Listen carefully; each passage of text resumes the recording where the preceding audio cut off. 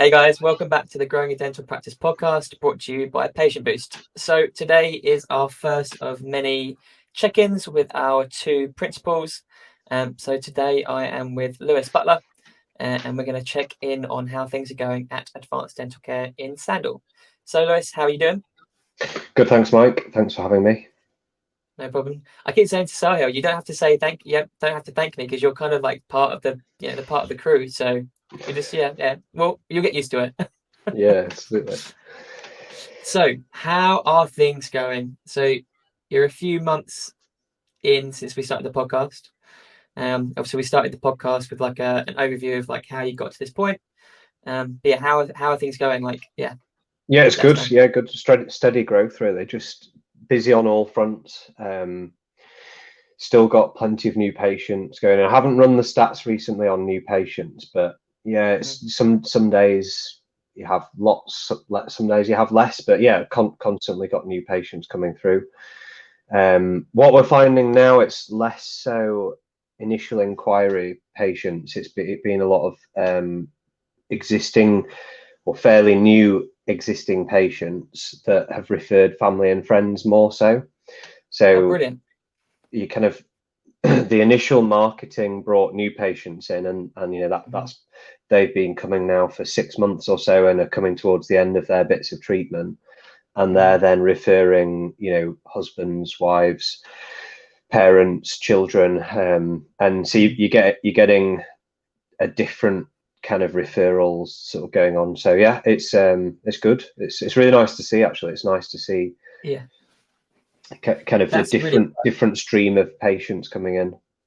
Yeah, that's really cool. Actually, I probably should have thought of that before, but yeah, actually, like you say, you probably got like your marketing spend kind of has like two waves, if you like. You've got that first like initial patients, and then and hopefully it's probably even you probably get more patients on the referral basis. I think so. Yeah, I think once it's initially when people come in based on marketing, they're coming in, I like the look of what you've done. I like the look of the website, kind of taking a bit of a risk, not fully knowing. But then you find the people that they then refer, once they've come and had some treatment with you and they gain their trust with you and think, this is my dentist now. And they start talking about you, that the people that they then send already have, I think because they've come from a referral, I don't know if they're more easily pleased that because someone else has said, oh, they're really good. Yeah. They come sort of knowing what's good about us, and they're sort of, I don't know, I'm finding them more easily converted. They're more happy to. I guess they've felt it's less of a risk that they've come based on recommendation, so they already kind of know, right, this place must be good, and just sort of seem to be like, more easily accepting of how the way that we do things. Because I guess also the patients that have chosen to refer other people to us are referring the kind of patients that we want, that they know the way that they work. Whereas some patients come and they're like, actually, I don't really like the way that they do things, and they won't send their friends. So actually, or they're aware. Obviously, they're definitely aware of the costs involved. So well, yeah, absolutely. The people where the financial aspect is the most important thing, so they just want it cheap, basically. Yeah, that's not the kind of patient that we want, really. We want people that value things done well, and that's their priority, and this kind of cost is secondary to that. They realise that there's a cost attached to that, and they're happy to pay. So yeah, works for me. I don't want people that don't want to pay for my time. That's fine with me. I think that's the same for any business. Like, I obviously want people that want to pay for good marketing rather than the cheap stuff. You've actually got some quite exciting news, haven't you, since we last spoke? Which is that? Is that the how much good news have you got? I was going to say the whole handing your notice in. Yeah, absolutely. Yeah, well, there's a few things out there. So since we last did the podcast, I've handed my notice in, and yeah, going full time. We've just got to a point where there isn't enough time in the day to see the patients that we've got, and I need to be there 5-6 days a week kind of thing to see all of the patients, because you know, it's fine seeing new patients for a new patient consult, but then when you tell them that they need X, Y, and Z, they kind of want to get on with it. So the sort of that you're seeing them and then being like, right, but I've seen you need X, Y, and Z, but I can't get you in for 3 months. It's not great. You know, they're like, right, I know what I need doing. I want to be in the next 2 months, 2 weeks, 2-3 weeks to start the process. And with, you know, now we're booking it into January and February with how busy we are. So it can't be like that. It's just not sustainable. So yeah, sacked everything else in. And you're making it sound easier than it was. Yeah, I am. Come on, we want it all. So let's go back to the very beginning.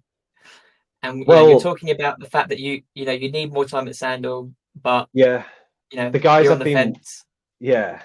Well, the thing was, is the guys I've been working with, you know, really looked after me over in East Yorkshire, you know, helped me upskill massively. Got sedation, got my MSc in endo.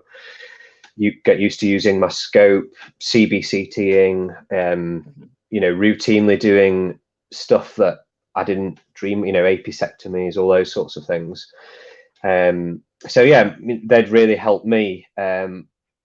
So it was kind of a big decision, really, and I'd been helping them with one of their practices.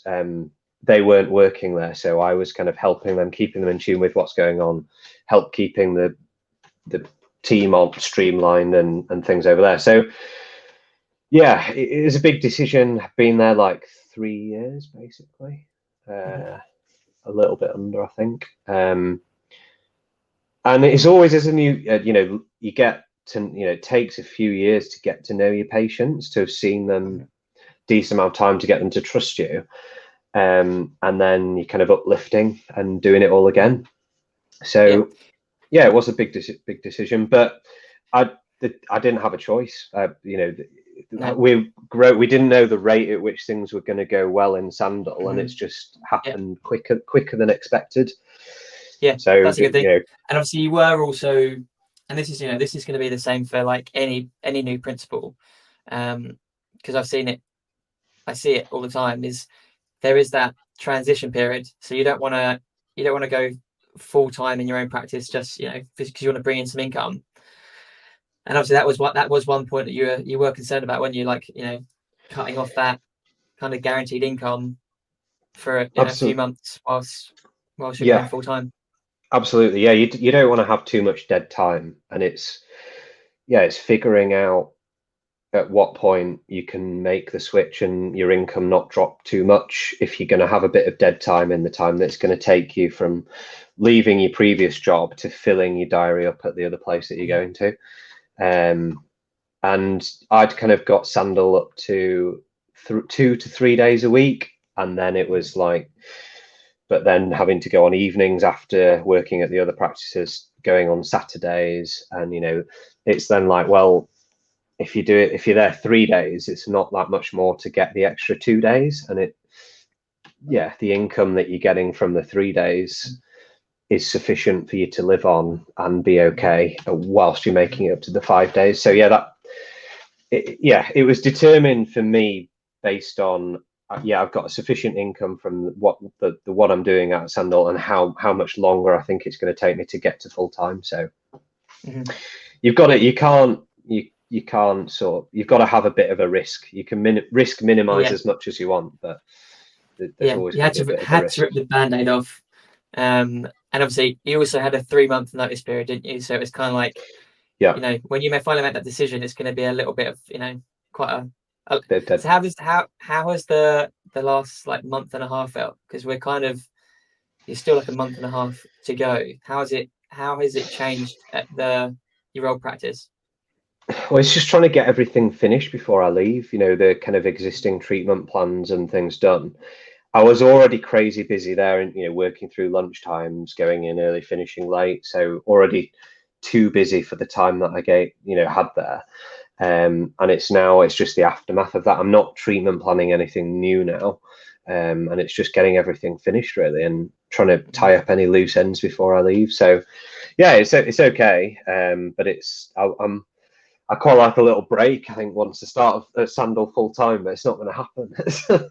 Yeah. So is it am I right in thinking is it the 29th of November that you go full time? Is it 29th? Yes, exactly. Yeah. Amazing. As in is that your last day at the old place, or is that the first day Let me full just get time? my calendar up. I'll tell you in a second. I think that deserves a little bit of a So, celebration. yeah, so 29th is the first. The beginning of that week is my first full week at Sandal. So the last day is the 26th of November, and then starting full time at Sandal on the 29th. Amazing. So, and at least you've only got like a relatively short stint to Christmas. And yeah. then do you guys shut down over Christmas? Yeah, we've like the way that the practice has been run in the past. We've around Christmas, Easter, we've had sort of proper holidays, so kind of plan any big treatments around that. Make sure that no one's in temporaries, or as fewer people as possible are in temporaries and stuff in that period. And then I just think I work better if I have regular breaks. So my plan is to work hard, but then every 6 weeks or have a week or two off, and then come back and just kind of keep playing it like that. If I'm fresh, I put a lot more effort into checkups and how much I speak, and the things that I think about. And I've had it before when working NHS, and when you sort of the volume of people that you're seeing, it's that hello, how are you, how's it going, are you going on holiday, you've got all this spiel that you've got to get through, the rapport stuff, and then it's like actually finding looking for what needs to be done. It's like, oh, you've got this problem, I need to get an x-ray of it, and then I need to give you 5 different treatment plans of the different way I can handle it. It's tiring, and to get it done. I hadn't thought about the amount of times you've got to say hello, how are you.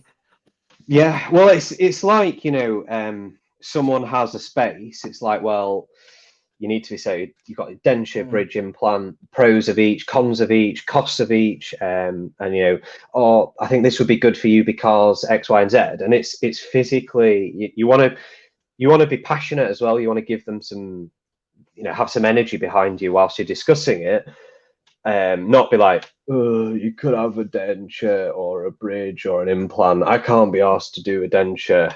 I can't be asked to do an implant. Just, you want to be like, you want to put some energy into it and come across as friendly and nice. And it's people in dentistry hesitate to say sales, but it is sales. It is sales, isn't it? Yeah, like everyone gets funny about the ethics of this stuff, but it's ethical sales. It's saying, giving all of the options, all of the prices, your advice, and then letting the person make the decision themselves. And I need a lot of energy to do that. If I don't have energy, I'm like, they're not interested and they won't go for any of it. They'll think that. So yeah, I hadn't thought about that. That is a great way of putting it. So that's kind of that was some of the big news from the last couple of months. You've obviously got a new scanner coming in, haven't you? Yeah, so the CBCT is getting fitted around my start date. Actually, it's in November sometime. So yeah, that's been on order for a while. So looking forward to that. So that's 3D X-rays called a CBCT. So it just means, with regards to implant planning and more complex endo, we've got the gear to do that. I do surgical 8s as well, so wisdom teeth extractions. So well, there's a nerve. If you're doing a lower tooth, taking it out, there's a nerve that runs through, and you need to understand the relationship between the tooth and the nerve. And that basically just enables you to understand that relationship, so you can decide if it's a high or a low risk in taking the tooth out, damaging the nerve. So yeah, it's going to enable us to do quite a few other more advanced treatments that you can do without a CBCT, but it's riskier and not as riskier, harder. Not as harder, not as predictable. As things have gone along, as CBCTs have become more common, it's almost become like a gold standard, I would say. Like most people now are like, get a CBCT in that instance, and if you've got to refer them to another practice, it's a bit like, well, it just gets a bit more complex, and the patient starts saying, well, why haven't you got it? Are you not good at that? Is that not something you do very often? Whereas if it's like, right, it's next door, costs X amount, let's go get it. Once we've got that, I can tell you the ins and outs of your scenario, and then we can get on. And nice. It's a big investment, but if the rate at which things are going, it will quickly pay for itself and be worth it, really. Pay for itself quite quickly. So if you don't mind asking, how much roughly was it for people listening that are interested in possibly purchasing one? I think it's 45 grand. It's a Plan Mika CBCT. We've gone for a slightly larger. You can get different sizes that the scan can do, and we've gone for one of the larger ones so that it can be useful for orthodontics. I'm sort of thinking down the line about getting an orthodontist in. So you can use it for orthodontics, all implant planning, and then you want to do smaller scans because it's less radiation for the patient for endo. So for some of the stuff that I do, if you're looking for extra canals, if you're trying to look for bone loss because of a crack, you can't see cracks on the CBCT reliably, but you can see the consequence of a crack, which is bone loss. You do a smaller scan for that. So it's one of those things that they give you a figure of how quickly you can pay it back. If you're charging a certain fee, they'll say how quickly you can pay it back. And I think they say if you're doing like one scan a week, it pays for itself in a certain number of years. But hopefully you're doing a bit more than that. But it's one of those things as well. It's that saying, I'm going to get the saying wrong. Is it? If you've got a hammer, everything's a nail or something like that. It's a bit like, because we've got a CBCT, you need this scan. I don't want to get like that. Like it's you want to be like, well, you need a scan, so then we'll get a scan. It's not, I've got a scanner, I'll scan you. Let's just do it. You're not, you don't want to be in that situation. So I use it routinely a lot in the other practices. So I've felt whilst I've been working there without one, I've been a bit like my hands have been tied. It's been a bit like, oh, I want to do this, but I don't have the scan. And so I guess you can't also put like a value on like how much sort of risk it will reduce and that how much smoother it will make all of your treatments go sort of moving forward. Definitely, because sometimes it's a preliminary to treatment, which the findings of the scan determine what treatment you do. So the old ways were, this tooth might have a crack in it. Let's open the tooth up and look inside for a crack. Whereas now you can scan it before you go inside the tooth. So and then that scan is useful if the tooth has a crack and the tooth's knackered. That scan is then useful for the implant afterwards. So it's like, well, we know where the adjacent tooth structures are. We know how much bone. We know where the sinus is. It's things like that. So it's an adjunct. It's in the patient's best interest a lot of the time to make use of it. So it's good. So the day it gets installed, is it going to feel like Christmas? Yeah, it is, to be honest. It's just going to integrate. We've got our X-ray software, Remexus, and the current OPT. We have to import stuff into Remexus, whereas this is all just going to be all together in Remexus. So it's just going to streamline everything. So this machine does the OPTs and the CBCTs, and it's just going to keep it all together and nice and simple. So awesome. Brilliant. That sounds good. So great things. So some quite big news over the last couple of months. So I'm going to move on in that case to what have you found? What's been your difficult challenges this month or the last couple of months? What have you been like stuck on or unsure of? It's staffing, really. As you grow, it's getting the right staff.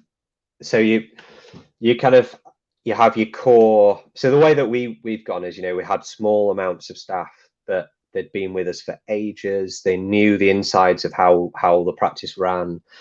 And then I've got new staff slowly to try to one at a time, to try to get them to understand the culture that we've got, understand the work ethic, understand the way that we work, so that they're buying into us rather than bringing in someone new and it slightly changing the culture.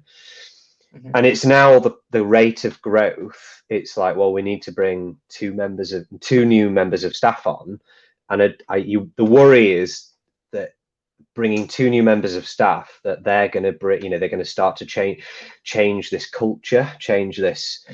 Have you ever made bread with? Have you ever done a sourdough starter? I know, I've know about sourdough starters. Yeah, is that how you're explaining staffing? Yeah, it's a bit like, if you've got your starter and you're wanting to make a large amount of dough all at once, and you throw loads of more yeast in, throw loads more flour in, you lose the taste of your original sourdough. If you feed it slower, more regularly, and don't try to grow it as quickly or making smaller loaves, it keeps that flavor more easily. It's a bit like that. That's the analogy that I'm finding, that the worry is that, and it's the other thing is what staff do you bring in? So far I've been liking bringing apprentices on, because they don't know anything different. They don't have, I don't want to say bad habits from other practices, but they don't have, for me it's really important, like politeness and saying hello, saying goodbye, see you next time at the end of the appointment. And it's when they've been doing the job for a while and they haven't been used to doing that, it's slightly patronizing to have to tell them, and they can take it the wrong way depending on their character. And as someone that has no idea, you're laying the ground rules. You're saying, this is the way that we do things here, and as you're expected to do that. Whereas someone else that's been working elsewhere, they're like, God, no one's ever told me that I need to thank someone or be in a particular way, and not liked it. So it's just little things. So I'd say that with the growth, it's the staffing that it's keeping the continuity, it's keeping your culture going of high standards, high quality, not letting it dilute down. Excellent. And I dare say that will go on forever. Like I dare say that, although I'm saying it's a new thing for this month, I think I'm going to be fighting that forevermore. Yeah, I think especially like in a dental practice where it is very like human led, isn't it? It's not like my sort of line of business is you can very much automate a lot of stuff, and people, only a few people have to talk to clients. The rest of it can be done in the background. Like your staff in the firing line of patients all the time.